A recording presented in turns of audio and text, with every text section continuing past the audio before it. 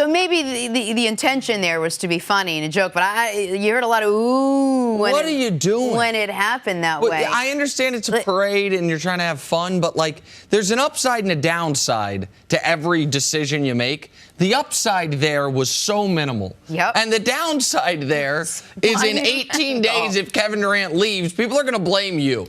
Like, I don't understand what Bob Myers, the GM's doing there, but go ahead. Well, busting chops. Is that what it is? Yeah. Okay. Yeah. You guys are taking it way too literal because a couple of people in the front are like, ooh. Well, you didn't need to say it. It was unnecessary. It was funny. There's already like a hint of tension there. Just I don't think there's a hint of tension. I don't. You're going to offer him the max. He's going to get the max. Done deal. It's already decided. KD took a little bit less money so that this thing could work, and now he's going to get the supermax deal. I don't.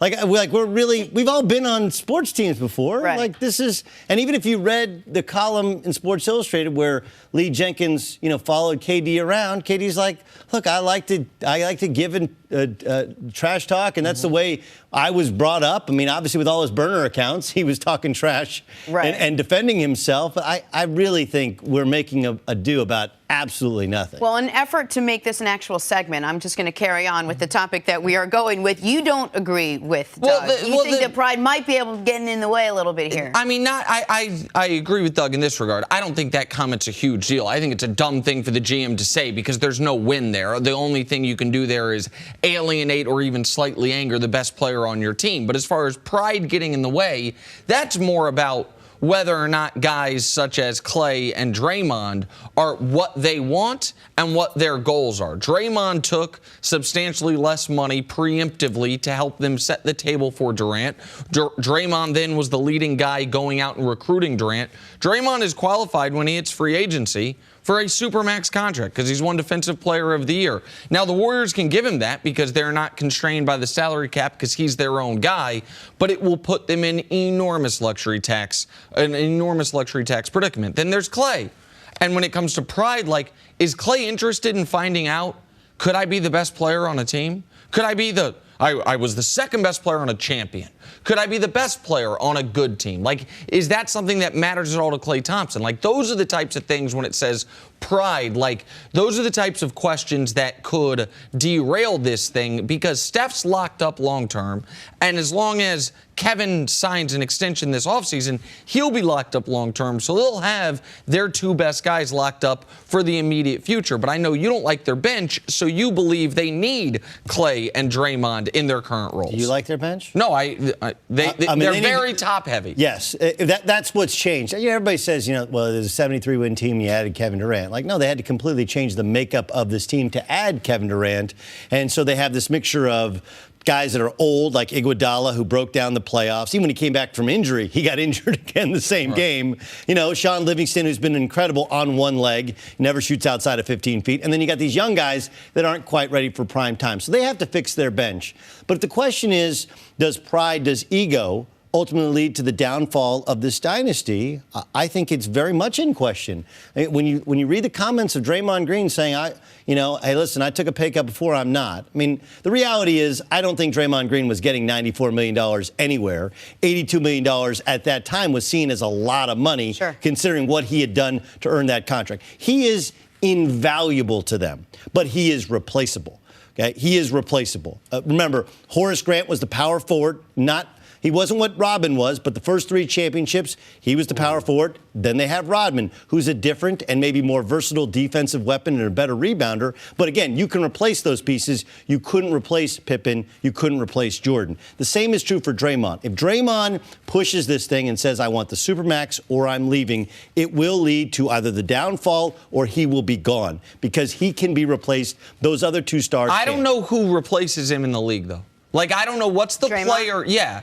I understand what you're saying, which is the tier of player that he is, right? Wherever you want to rank him as a player. Like, those guys can be interchangeable to a degree. But for this specific team, not only the fact that he allows them to switch everything defensively, not only the fact that he is their best rim defender, but he's also their tough guy and, to me, their on-court leader.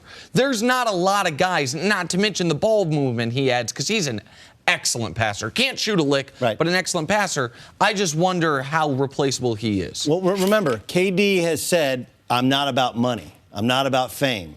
Okay? And we've heard Clay say, I might take a little bit less money. So we'll see. Those guys will be challenged to do so. I know the Warriors are going to offer Kevin Durant any contract he wants. I think anyone that assumes they know for certain what Kevin Durant's going to do in 18 days is lying, though.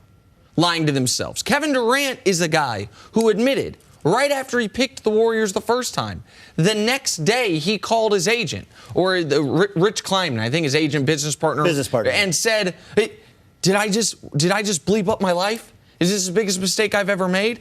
Kevin Durant's a guy who, after winning his first Finals MVP and championship, was going through some form of existential crisis to where he wanted to relitigate the decision anonymously with people on the internet. Like, I think the Warriors would be crazy to not say to KD, what do you want, man? You want a no trade? We'll give you no trade. You want the full max? You want a 1+1 so you can do it again next year? You write the contract, and we will sign you to it. That's obviously what they should do.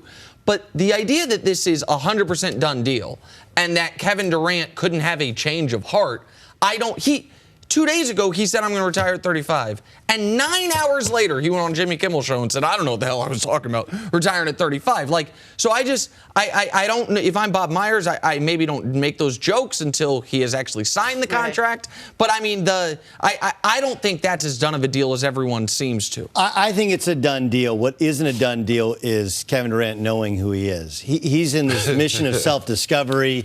He tried to be a tough guy this year. He's not a tough guy, right? He just, that ain't getting the technical fouls. Like, that's Draymond's thing, not your thing. Like, what are you doing? And I think that's kind of part of what's at play here. But the question that Jenna posed is a really good one. Does pride come before the fall? And if you look at the Cleveland Cavaliers, J.R. Smith, too much money. They signed him for too much money. Tristan Thompson, too much money. He's not worth $80 million. Just not. Okay, so listen. So we look at Draymond Green, and Draymond Green's like, yo, I'm done taking pay cuts. I can get the Supermax. Like, look, Draymond, I love you. Okay, you're invaluable, but you can't shoot. Okay, and you on your own team are not a 20-point-a-game guy. You're a great integral part of a championship dynasty, but you are not a Supermax contract guy. We can't be the Warriors without him. Klay Thompson has previously said, like, hey, look, I'm willing to take less. We'll see. So it is a maybe put your money elsewhere where your mouth is sort of thing. Because if they can keep the salaries in line, then yeah, they should be fine. But if their pride, their ego, and you know how much this league is about respect, it isn't about the actual dollars. It's about where you are in ranks to your peers. Right. How much money I make. If they can keep that in check, they can keep this thing going. But history tells us that's the hardest thing to do. Well, and the good thing about it was helping the Warriors. He did an interview recently, and he was asked. Who's he? Kevin Durant. Okay, sorry. And he was asked, what do we plan on doing in free agency? He said, I plan on signing with the Warriors. So that's a good sign. You know, he's never came out public. Last time he was a free agent and said where he was going next. Sure. So the fact that he publicly said that he planned on staying with the Warriors, that's a good sign for them. What do you think about, listen, if I'm the Warriors and Draymond's demanding the max, I give him the max.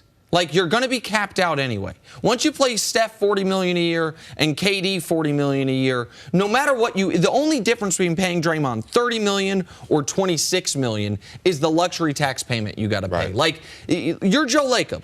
You bought this beachfront real estate. There's only 30 of them in the world. You don't do that to be cheap. Like, and Draymond, while on a lot of other teams, he would not be very valuable. On this team, they have to have him.